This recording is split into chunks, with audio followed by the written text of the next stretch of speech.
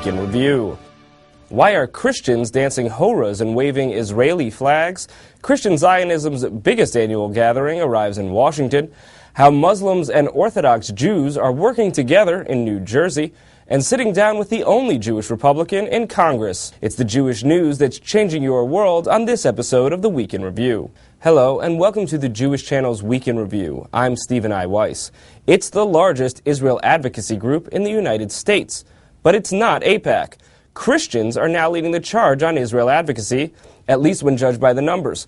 As TJC found at last week's Washington Summit of Christians United for Israel, passions are high too. Here's my report. It was a celebration of Jewish heritage that was in some ways much like any other. There were hora circles with hundreds of women dancing to Israeli folk songs. And there was a group on stage singing those songs in their original Hebrew. Meanwhile, thousands of Israeli flags were waved furiously in cheering for Israel and a strong Jewish future. But those hora circles were filled with church ladies, not the synagogue sisterhood. And the group singing on stage wasn't an Israeli folk act, it was the choir of the Cornerstone Church that learned Hebrew and Hebrew songs. One of the main singers is Matthew Hagee, son of Pastor John Hagee, an evangelical Christian leader who preaches to millions and has spent decades gathering Christian support for the Jewish state. In 2006, he formalized that support by creating Christians United for Israel, or CUFI, which raises funds for Israeli causes and advocates politically on behalf of Israel. Now in 2010, the group claims more than 400,000 members, a size that would make it perhaps 4 times as large as any Jewish-led Israel advocacy group. CUFI has been in existence for a far shorter period of time than groups like AIPAC, which is nearly half a century old. And last week, with a live audience of thousands of Christians from around the country, and many more watching at home on television, this was his message. Israel's enemies are America's enemies. Israel's fight is our fight. If a line has to be drawn, then draw it around both Christians and Jews, around Americans and Israelis. We are one. We are united. We will not be discouraged, and we will not be defeated. In the end, when the last battle has been fought, the flag of Israel is still going to be flying over the ancient walls of Jerusalem. Israel will prevail, and Jerusalem will be the praise of all the earth. May God bless you. May God bless America, and may God bless the state of Israel. To see how Christians United for Israel has responded to those claims and what effect it's hoping to have on Washington, tune in to the full broadcast version of the Week in Review. And now to a different kind of interfaith political work. It's still rare to see a Muslim mayor anywhere in America, but one might expect it to be even harder to find a Muslim mayor in a town with a significant Orthodox Jewish population. But as Christian Needon found, that interfaith cooperation is what's shaping Teaneck, New Jersey. This sight of an Orthodox Jew and a Muslim working together is rare enough. But what's going on here in Teaneck, New Jersey is even more rare. That's because this city, featuring a sizable Orthodox Jewish community, recently elected its first Muslim mayor.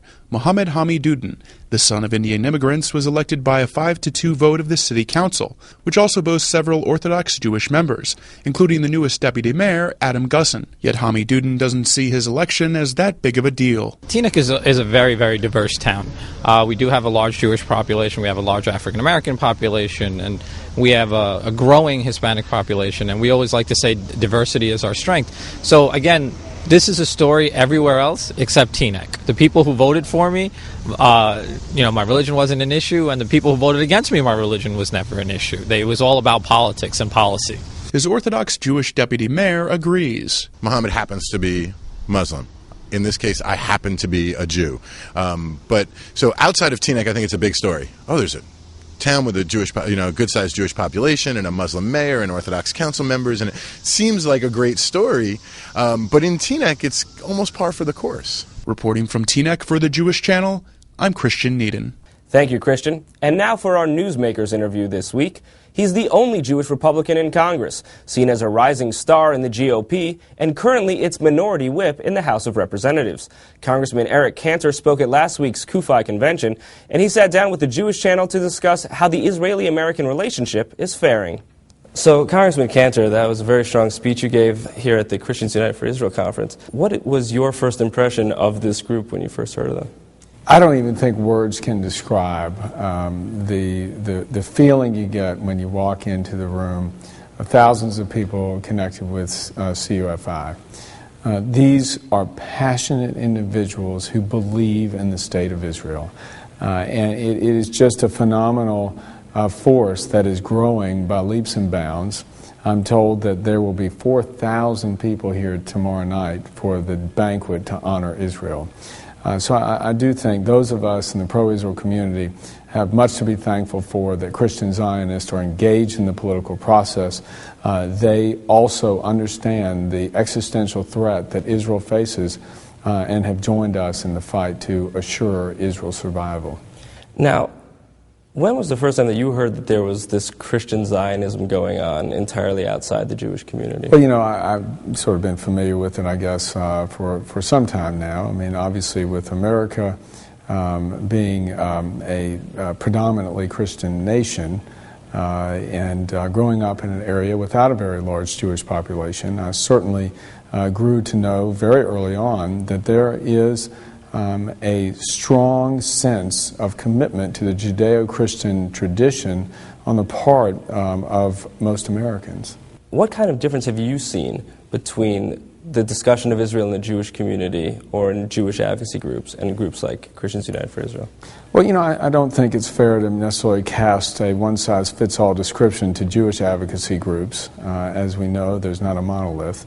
But I would say, as far as CUFI is concerned and the Christian Zionist movement, there is a sense of moral clarity that prevails, and it dominates. And you can feel it when you're here because there is a very intense commitment to stand up in every way possible, not only for the U.S.-Israel relationship, but for the lasting, eternal state of Israel.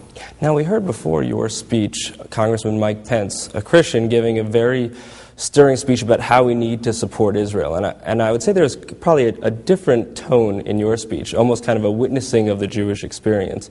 Do you feel that you have a different kind of responsibility here as a Jewish representative? Well, listen, I am an American that's always a Jew. Obviously, as a student and supporter of the U.S.-Israel relationship, I feel it incumbent to necessarily make the case over and over that Israel's in the same fight that we are. I mean, I think most Americans understand that Israel's on the front lines, and they too are in the struggle against the ideological struggle against radical Islam. You know, they certainly have been the victim of terrorist attacks, just as we have here in the United States. They too are the target of maniacal terrorist regimes, such as that in Iran. They too have been the subject and target of Islamic radicals that are intent on taking away our freedoms and intent on taking away our way of life and theirs. And you were critical of the Obama administration, President Obama specifically in your speech. How much of what you just said do you think the president agrees with? I can't look inside of his mind. I have been, over the course of the last several months, very concerned about the direction of policy coming out of the White House as far as the U.S.-Israel relationship is concerned. To me, Israel is certainly our best ally in the region and one of our closest allies in the world. And we, with our other allies, treat them with respect and the deference to know what is best for their citizenry, with the deference to understand how to secure its population. So I'm not quite sure why this administration, nor am I happy about the fact that this administration seems to be continuing to want to pressure Israel, our friend, and at the same time try and send a signal of open arms to perhaps our enemies. It sends the wrong signal. All right, I'll let you go. Thank you very much for joining us, Thank Congressman you. Eric Cantor. Right. That's all for this week. For more news and analysis from the Jewish Channel during the week, please check out our blog at newsdesk.tjctv.com. From all of us here at the Jewish Channel, be well. The Jewish Channel is available on cable. IO Optimum Cable Channel 291, Time Warner Cable Channel 528, RCN Channel 268, Verizon Fios Channel 900, and Cox Cable Channel 1. For more information, visit tjctv.com.